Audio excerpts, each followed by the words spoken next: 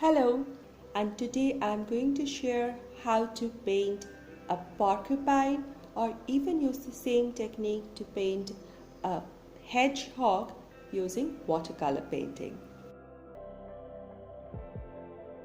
Where I live, at the end of the last row of the houses near our colony, there is an area which is full of open spaces and some patch of little green patch in a little forest kind of thing in middle of the city.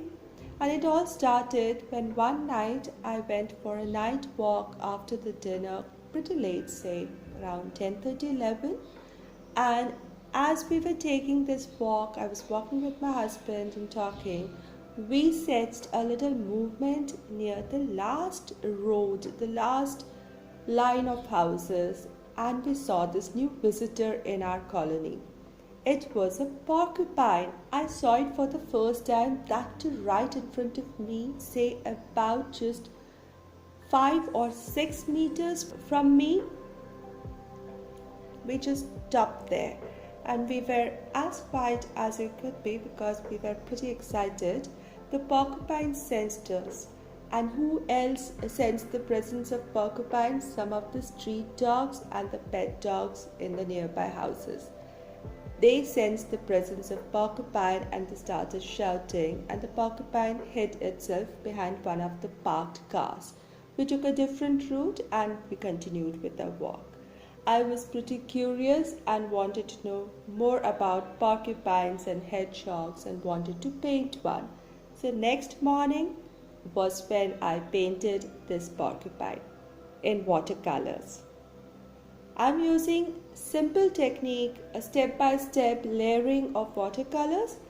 So enjoy while I tell you a little story that came into my mind related to porcupine. So let's start. P for porcupine. P for plants. Porcupine was as happy as he can be until one day he touched his belly, which felt a little too round, a little too full, or let's just accept it, fat.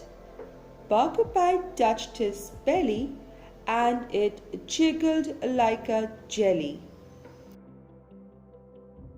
He decided to eat healthy and eat lots of vegetables, grow his own vegetables. So Porcupine started to grow potatoes, carrots, cabbage, cauliflower, radishes, and so on. But his favorite was bright red and juicy tomatoes. On Sunday lunch, Porcupine wanted to have fresh tomato soup, followed by tomato salad and stuffed tomatoes. He went to his garden patch and started plucking red ripe tomatoes, one here and one there. But after a while, he had none in his paws. Where did all those tomatoes go? Can you please find them for good, dear Porcupine? The story might be silly, but it just came to my mind. As the porcupine have so many spines and needles on them, this story just popped into my mind as I was painting it, and I wanted to share it with you. I hope you enjoyed the process of watercolor painting. It's simple, using loose watercolor techniques, and in the end I finished it with a little bit of strokes with black pen.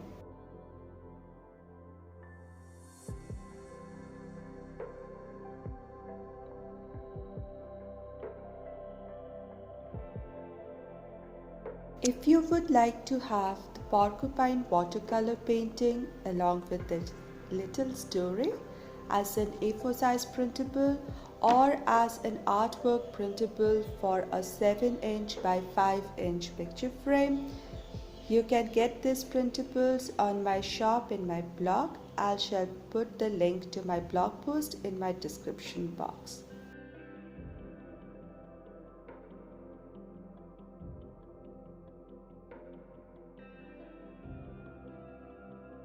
I hope you enjoyed your time and the process of painting. Do let me know your thoughts in the comment section below. And if you like this video, please give this video a thumbs up, share this video, and if you're new here, please consider subscribing and do put that ringing bell notification on so that you meet me each week. Thank you so much, everybody. Have a beautiful weekend and a lovely week ahead.